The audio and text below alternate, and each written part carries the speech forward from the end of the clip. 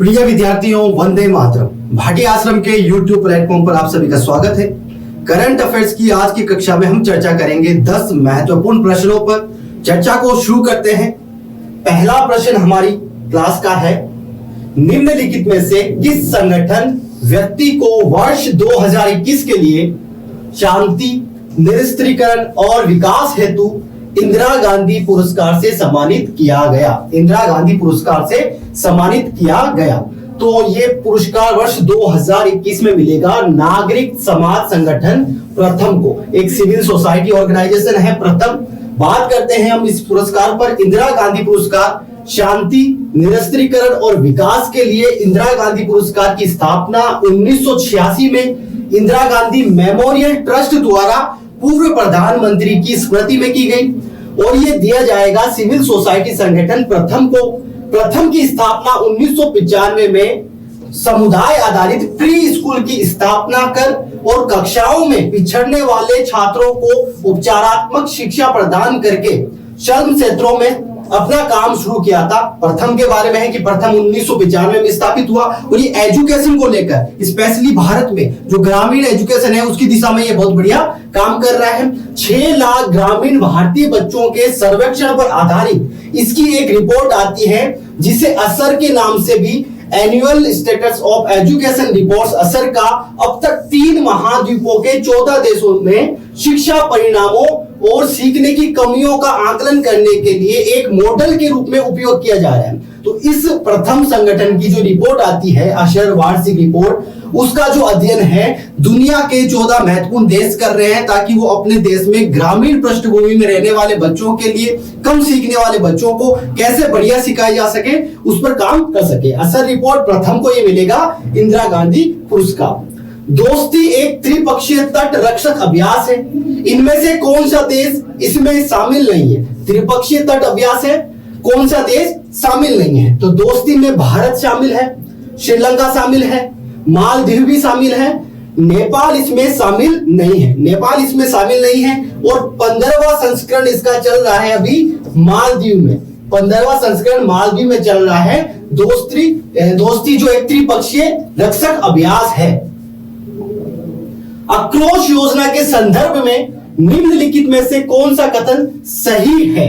आक्रोश योजना के संदर्भ में सही कथन की अगर हम बात करें तो ये पृथ्वी विज्ञान मंत्रालय के वायुमंडलीय विज्ञान कार्यक्रमों से संबंधित एक स्कीम है। आक्रोश योजना पृथ्वी विज्ञान मंत्रालय की वायुमंडल एटमॉस्फेयर से संबंधित जो कार्यक्रम जितने भी चल रहे हैं उन कार्यक्रमों को लेकर एक पूरा अम्ब्रेला योजना है। आक्रोश योजना जो भारत में चक्रवातों को लेकर, तापमान परिवर्तन को लेकर पूर्वानुमान के बारे में बताती है। आक्रोश योजना की बात की हमने पृथ्वी विज्ञान मंत्रालय के संदर्भ में। चर्चा में रहा मोटो सिन्होज मैनिफेस्टो संबंधित है अंतरिक्ष, जलवायु परिवर्तन से, आतंकवाद को समाप्त करने से या कोविड प्रबंधन से। तो मोटो सिन्होज मैनिफेस्टो की जो जिक्र है अभी समाचारों में हुआ है, अंतरिक्ष को लेकर, स्पेस को लेकर मोटो सिन्होज मैनिफेस्टो जारी किया गया यूरोपीय अंतरिक्ष एजेंसी के द्वारा।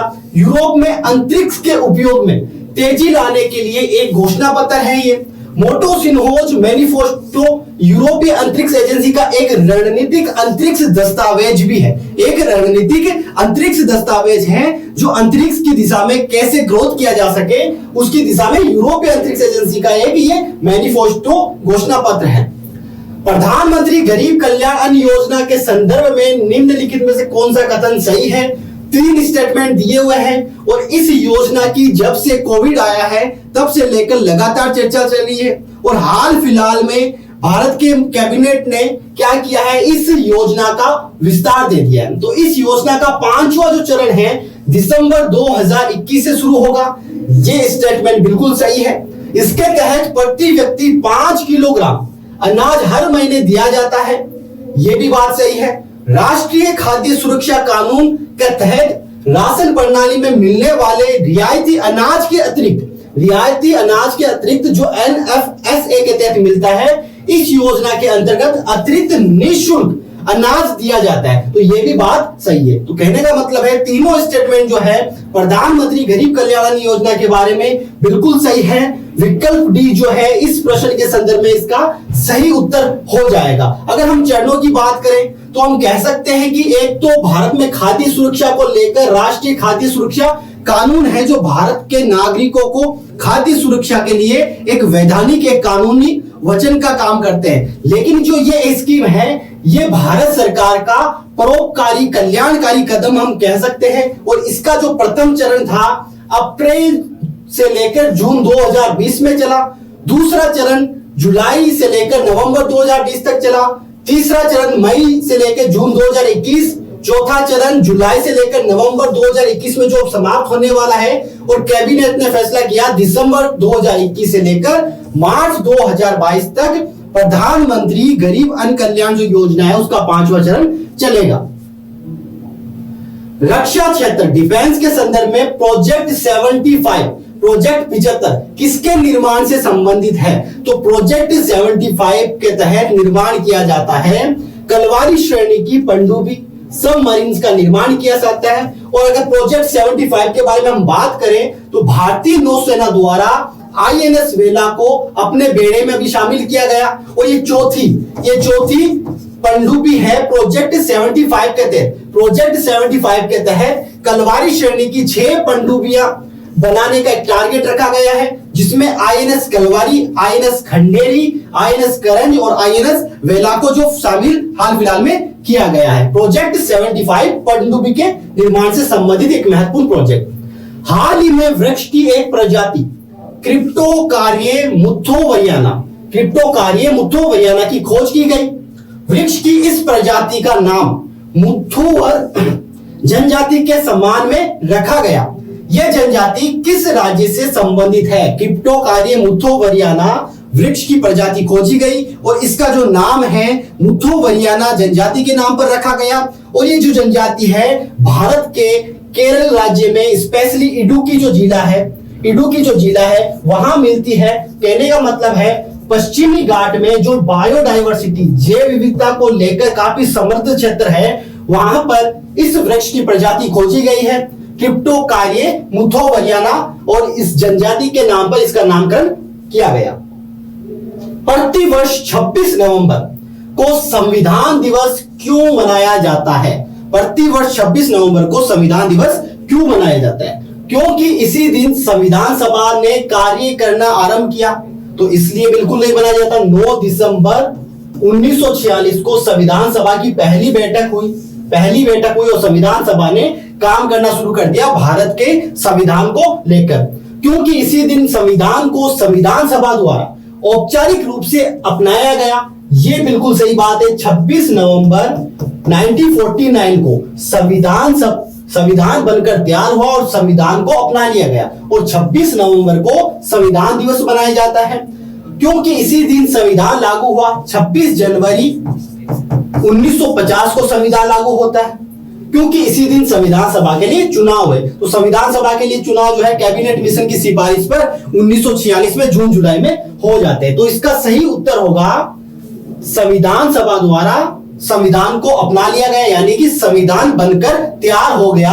और 2015 से 9 दिसंबर 1946 संविधान सभा की पहली बैठक होती है। 26 नवंबर 1949 संविधान बनकर तैयार होता है, और इसी दिन संविधान दिवस मनाया जाता है। 26 जनवरी 1950 संविधान लागू होता है, भारत गणराज्य बनता है, और वर्ष 2015 से 26 नवंबर को संविधान दिवस के तौर पर मनाया जा रहा है। और इससे पहले 26 नवंबर को विधि दिवस के रूप में मनाया जाता था। 26 नवंबर को 2015 के बाद संविधान दिवस के रूप में मनाया जाता है। हाल ही में संयुक्त राष्ट्र महासभा यूनाइटेड नेशन जनरल असेंबली के द्वारा निम्नलिखित में से किन देशों को विकासशील देशों में शामिल करने से संबंधित प्रस्ताव पारित किया गया? तो दुनिया में अगर हम देखें विकसित, विकासशील, अल्प विकसित देश, तो अलग अलग तरीके से देशों की वर्गीकरण किया गया है, श्रेणीवार किया गया है। तो इसमें विकासशील देशों को अभी एक प्रस्ताव लाया गया संयुक्त राष्ट्र महासभा में 3 देशों के संदर्भ में, बांग्लादेश, नेपाल और लाओस को अल्प विकसित देशों से विकासशील देश की श्रेणी में, क्योंकि इनकी जो ग्रोथ है अर्थव्यवस्था जो है वो रफ्तार से आगे बढ़ रही है और काफी इकोनॉमिक रिफॉर्म ये देश कर रहे हैं। बांग्लादेश, नेपाल, लाओस, यूएनजीए ने बांग्लादेश, नेपाल, लाओस को न्यूनतम विकसित देश की श्रेणी से विकासशील देशों की सूची में शामिल करने से संबंधित एक ऐतिहासिक प्रस्ताव को स्वीकार किया है। और इसके तहत क्या किया जाएगा, वर्ष 2026 तक कुछ पैरामीटर्स, कुछ मानक रखे गए हैं। उन मानकों को अगर पूरा किया जाता है तो इन देशों को विकासशील देशों की श्रेणी में शामिल किया जाएगा। और विकासशील देश किसे कहते हैं, उसके लिए एक बड़ी परिभाषा है। $1230 प्रति व्यक्ति आय वाला देश जो है वो विकासशील देश की श्रेणी में आता है। $1230 प्रति व्यक्ति आय वाला देश। अक्सर समाचारों में आने वाली विवादित गाजा पट्टी अवस्थित है, काफी महत्वपूर्ण जियोपॉलिटिक्स के संदर्भ में गाजा पट्टी अवस्थित है।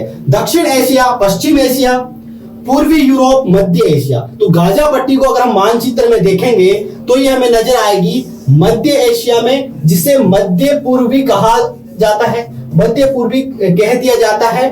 मैप में इसको समझने की कोशिश करते हैं हम। पहले देखते हैं इसकी जियोग्राफिकल लोकेशन क्या है गाजा पट्टी की। इजराइल के दक्षिण पश्चिम में स्थित एक 6 से 8 किलोमीटर चौड़ा, 45 किलोमीटर लंबा एक क्षेत्र है।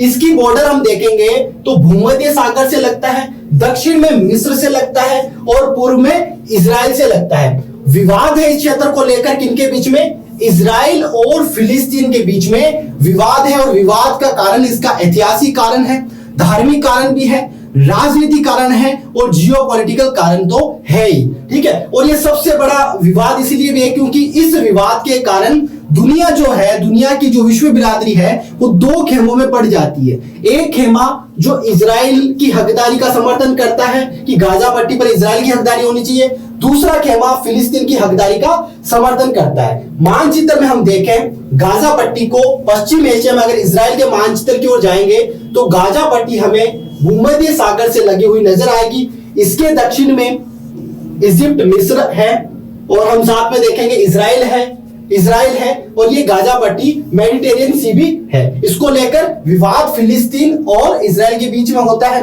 और साथ ही साथ एक वेस्ट बैंक का भी नाम आता है, और ये जो है ये भी इजराइल और ये जॉर्डन से लगता हुआ कुछ एरिया है, ये भी फिलिस्तीन के साथ विवादित क्षेत्र है। आज हमने बात की 10 महत्वपूर्ण प्रश्नों के बारे में। क्लास को हम विराम देते हैं। जय हिंद, जय भारत।